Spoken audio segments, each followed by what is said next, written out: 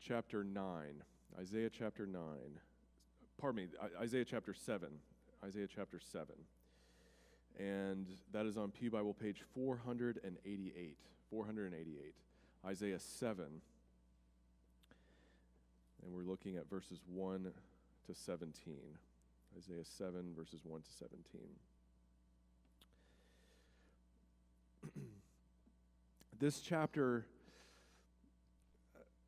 contains one of the best known verses in all of the Bible. And it's Isaiah 7, verse 14, which reads, "Therefore the Lord himself will give you a sign. The virgin will conceive and give birth to a son, and will call him Emmanuel," which means God with us. That's a verse that is printed on Christmas cards. It's framed and put up on walls. It's put on banners. It is a well-known verse. And it's so well-known because in Matthew's gospel, he cites that as being fulfilled with the birth of Jesus. So it's right that we know that. But what we are not as familiar with is the original context of that verse. What does it mean?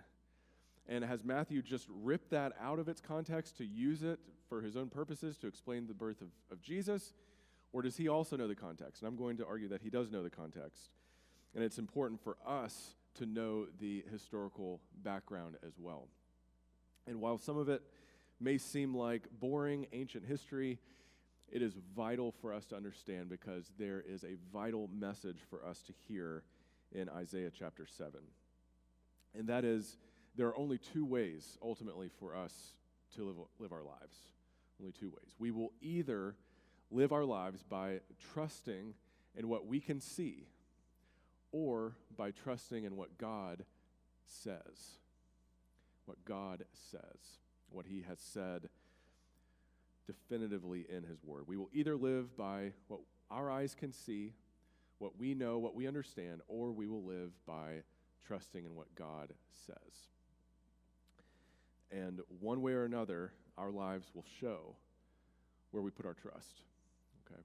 So in Isaiah 7, the situation is Isaiah has received his call from God in Isaiah 6. He's seen a vision of God on his throne in heaven. He's seen the angels saying, "Holy, holy, holy is the Lord Almighty. The whole earth is full of his glory." And he's been humbled by that. And his initial response is, "Who am I to encounter God? I'm a man of unclean lips, and I live among people of unclean lips." But an angel comes with a burning coal, touches his lips, and says, "Your sin is atoned for." And he receives his call. And it's an odd call because God is telling him to go preach, but he's saying that the people are not going to receive his message, at least not the majority of them. They are not going to respond in a positive way to what he has to say. And so that's illustrated when Isaiah preaches to King Ahaz of Judah. Here's the historical situation we need to understand. If you can picture on a map where Israel is to this day. And at this time, it was sandwiched between two dominant world powers. To the south, you have the Egyptians. To the north and the northeast, you have the Assyrians. The Assyrians. Their capital was in Nineveh, in modern-day Mosul, Iraq. And they were dominant. And between these two powers, they're competing to see who can extend their empire the farthest. So Israel is right in between. So you can see how this is territory that both of these empires are going to be crossing in their competition. Well, at this time, the Assyrians are dominant. The Assyrians are dominant. And their goal is to move south and to conquer Egypt, and they eventually would. But to get there, they have to cross the land of Israel. And the land of Israel at this time is divided, deeply divided, into two different kingdoms.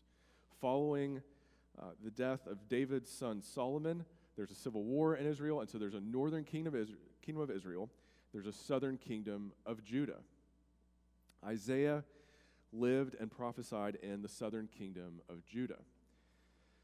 And the main character in Isaiah 7 is Ahaz. Ahaz. And Ahaz faced a critical choice. He came to the throne at a young age, he was 20, and right from the get-go, he's faced with a dilemma. He knows the Assyrians want to conquer this land. They're coming. They're the most powerful. But at the same time, his closest neighbors, the northern kingdom of Israel, and to the north of them, the kingdom of Syria, or Aram, as it was also known, the Arameans, they don't want to be conquered by the Assyrians. And so they're thinking, we would be more powerful if we could form a coalition and then conquer the southern kingdom of Judah and set up a king of our choosing, a puppet king. And then we'll have 3 nations who can defend themselves against the Assyrians. Maybe the 3 of us can push back the Assyrians and stop them from taking our land. So Ahaz has a choice to make. Will he form an alliance with them, or will he resist them? What does he do? Does he just stand alone? Well, he has an ingenious solution from a human standpoint. He decides that instead of forming a coalition with either the northern kingdom or the Arameans, he's going to team up with the Assyrians. And we can understand why he'd want to do that. They're the most powerful. And so if he can team up with them, then maybe he can maintain some measure of independence to keep his throne, to keep his kingdom, and sure, they will probably have to pay some kind of tribute to the Assyrians, but that would be better than being conquered or being pushed off of his throne by the kingdom of Israel or the Syrians, the Arameans. So that's what he's tempted to do, to form an alliance with the Assyrians. That's the background. So let's begin our reading then in verse 1. When Ahaz, son of Jotham, the son of Uzziah, was king of Judah, King Rezin of Aram, and Pekah, son of Remaliah, king of Israel, marched up to fight against Jerusalem, but they could not overpower it.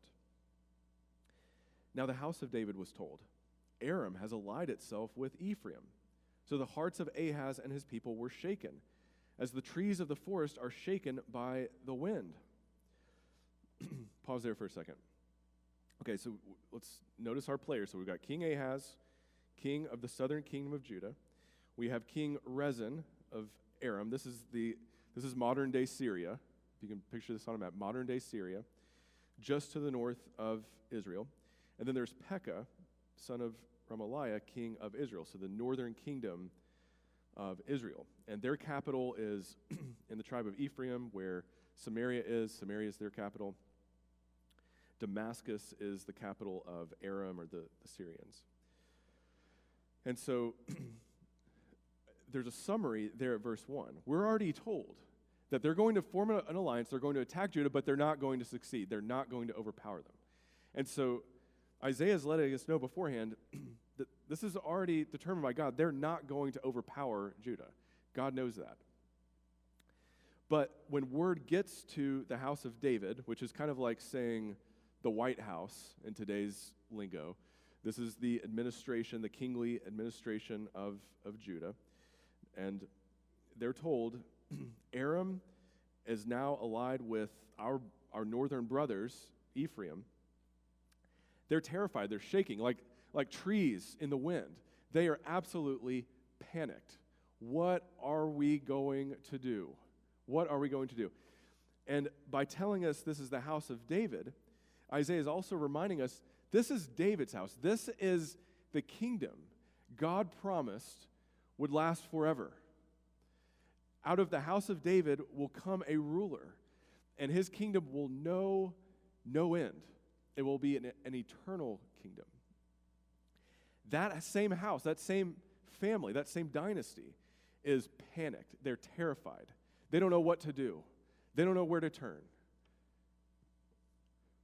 That's the situation. Continuing in verse 3. Then the Lord said to Isaiah, "Go out, you and your son, Shear-Jashub, to meet Ahaz at the end of the aqueduct of the upper pool on the road to the launderer's field." Why would Ahaz be at the aqueduct? Why would that be happening? What is an aqueduct? This is how you get water in. So why would he be worried about water? A siege, because at this time, Jerusalem has no water inside the city walls. They have to get that in. So that's what he's thinking about. This is not just a random detail. We're told that Isaiah is to confront him when he is assessing their water resources in view of a potential siege. Say to him, "Be careful, keep calm, and don't be afraid.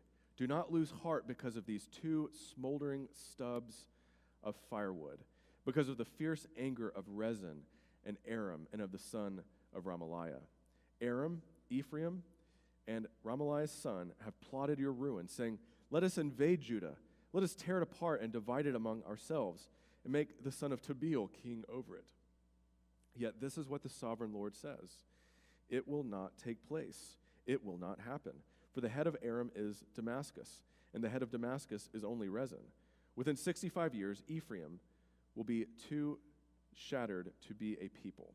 The head of Ephraim is Samaria, and the head of Samaria is only Remaliah's son. If you do not stand firm in your faith, you will not stand at all."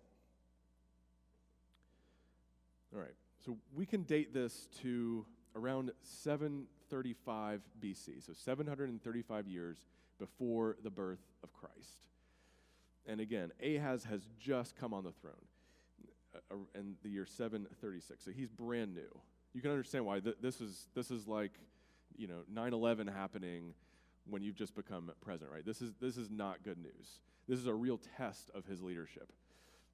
And so he's obviously thinking, okay, I need to assess our water resources. I need to start making an alliance. And God's response is, these nations that you are so afraid of are like smoldering stubs of firewood.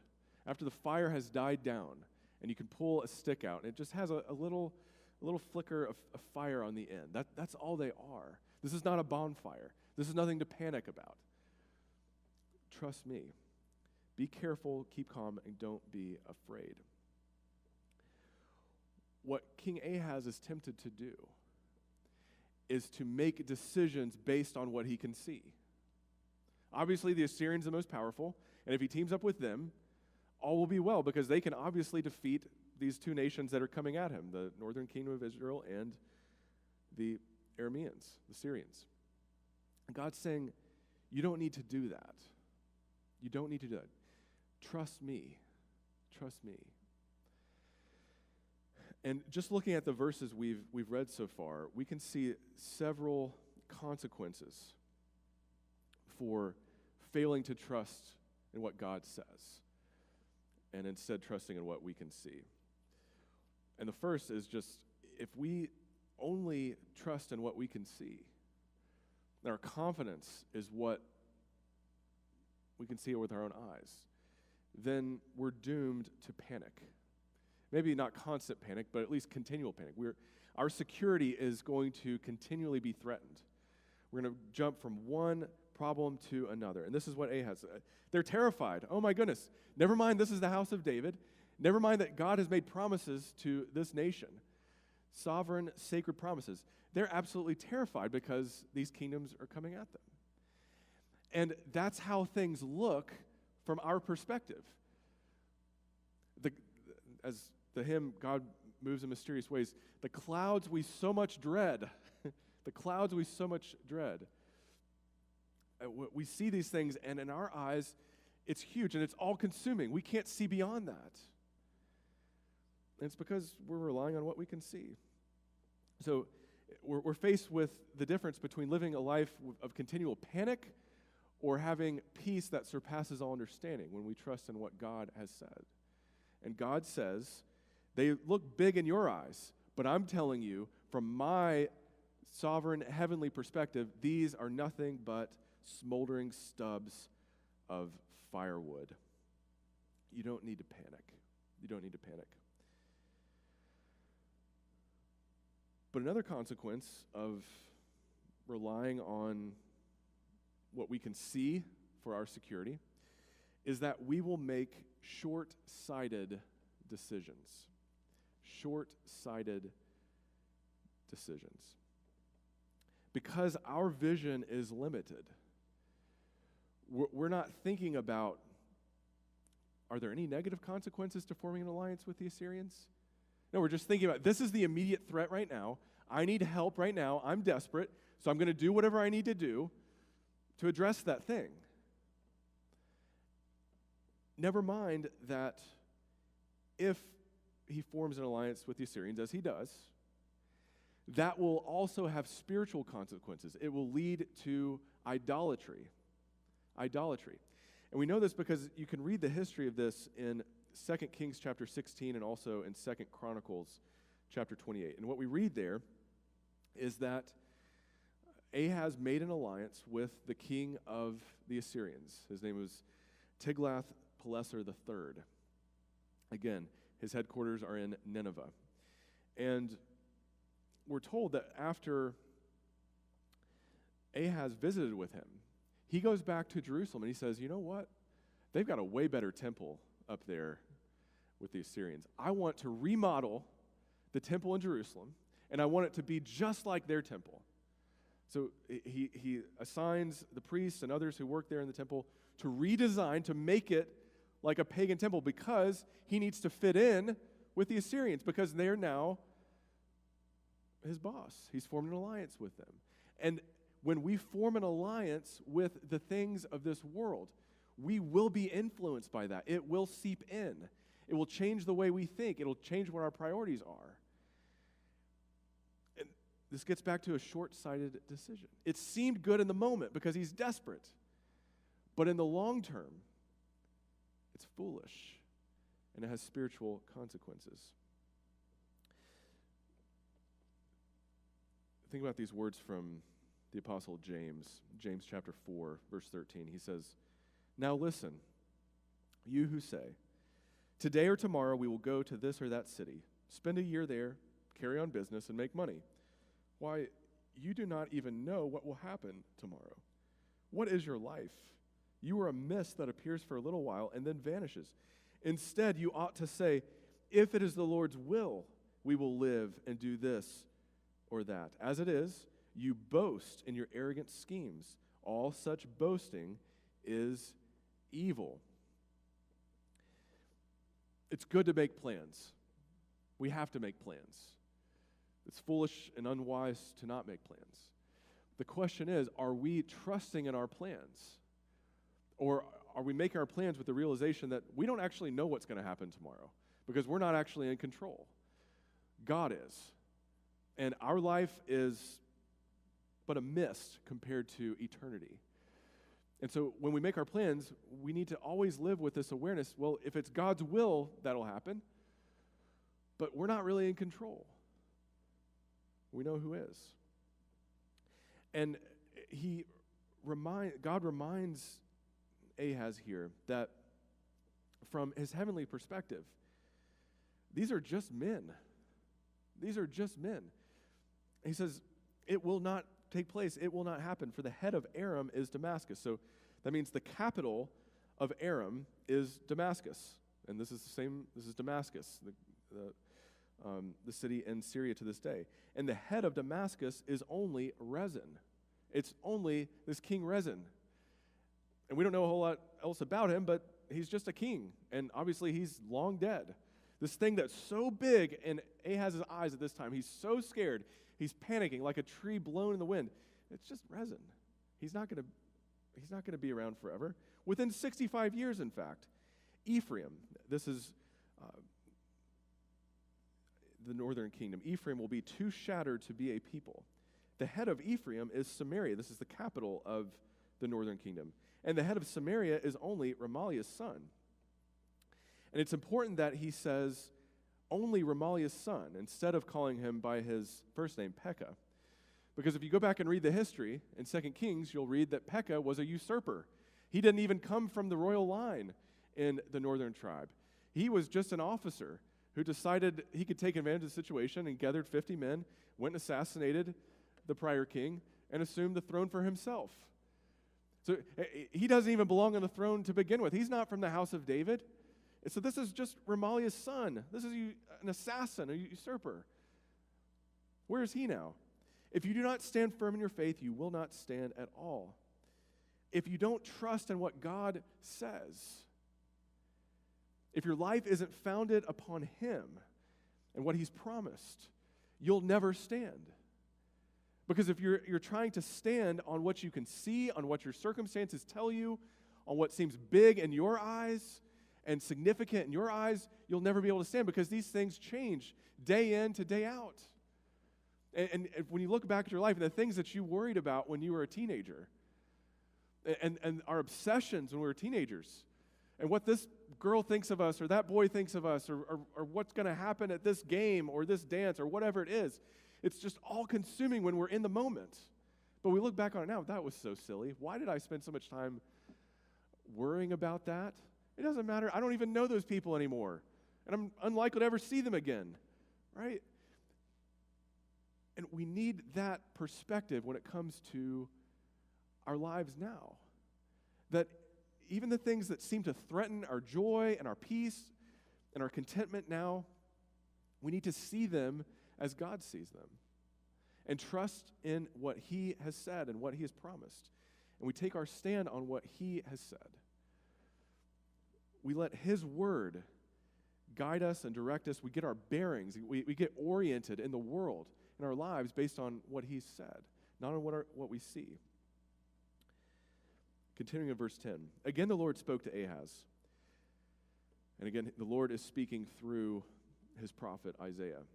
Ask the Lord your God for a sign, whether in the deepest depths or in the highest heights. But Ahaz said, I will not ask. I will not put the Lord to the test.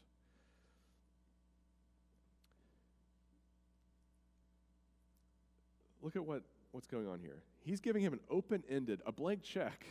A blank check. What do I need to say? What do I need to show you, Ahaz, for you to trust me?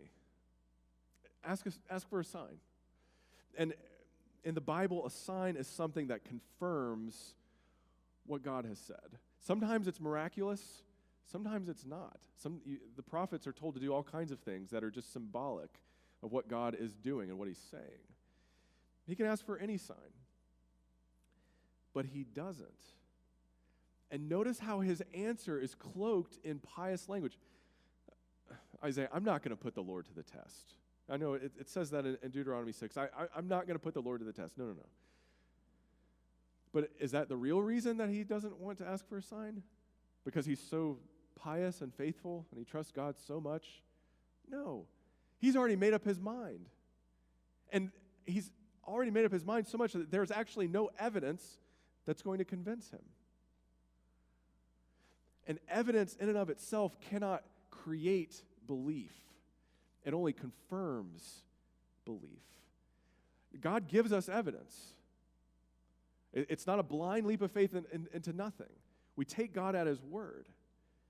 But when our will says, I don't want to believe, I've already made up my mind, I don't want to hear what God has to say, then there's no evidence that's going to convince us. And this is really how we can tell the difference between wisdom and foolishness. What is wisdom? Does it have anything to do with your IQ, your intelligence, how many degrees you hold, where you went to school? No. Scripture says the beginning of wisdom is the fear of the Lord. The fear of the Lord. That's the starting point. There is no wisdom apart from fearing God and having a proper reverence and respect for who he is. The fear of the Lord. Whereas foolishness says, I don't need God. I mean, maybe God can be there when I need him, but I don't need to depend on him. I don't need to rely on him.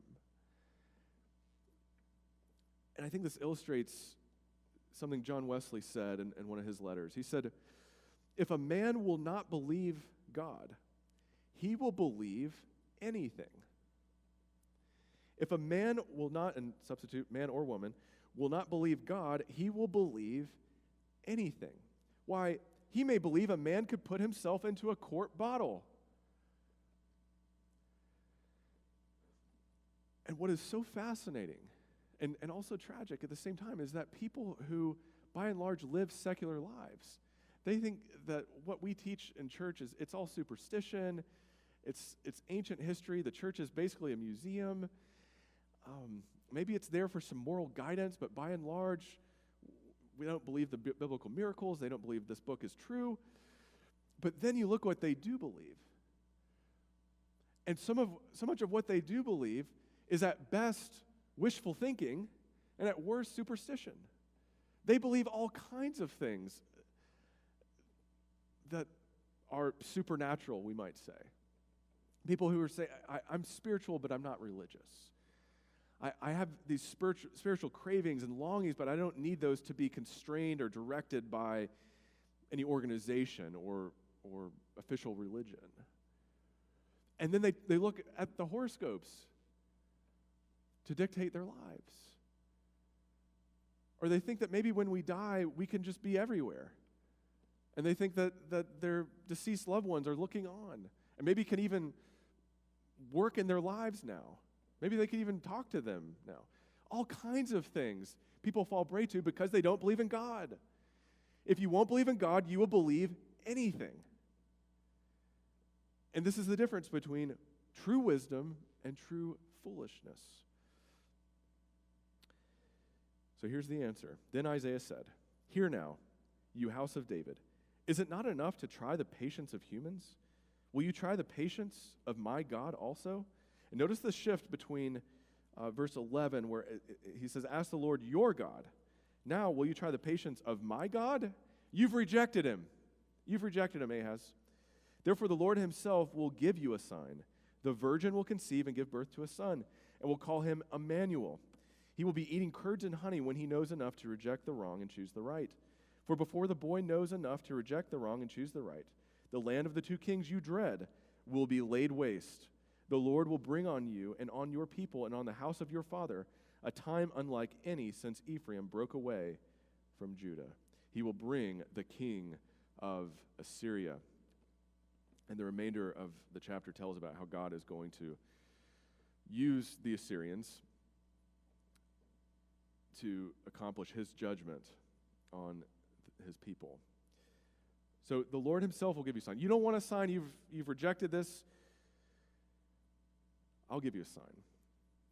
There will be a son born, and his name will be called Emmanuel. And before he's old enough to know right and wrong, these kings you dread, they're going to be laid waste. They're not going to be a threat anymore.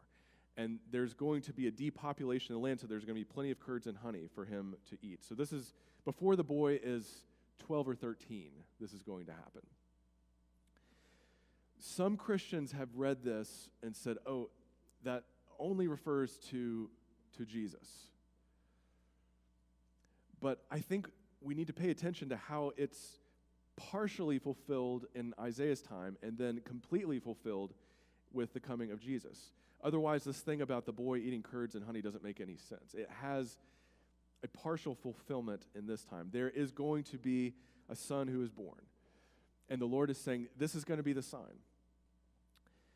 Before he gets 12 or 13, these other kingdoms, they're going to be gone. This stuff that you're so scared of, these people that you dread, they're going to be laid waste. The Assyrians are going to come. They'll conquer them. But because you've chosen to align yourself with the Assyrians, God's judgment is going to come upon you because that was short-sighted and foolish. So is this a positive sign or a negative sign for Ahaz? Well, for Ahaz, it's a negative sign. It's God's judgment. This is going to be God's rebuke. This child and his age, when he's 12 or 13, this is going to be God's rebuke. But for those who receive this and who are trusting God, it's a positive sign. And it's the same with the complete fulfillment with the arrival of Jesus.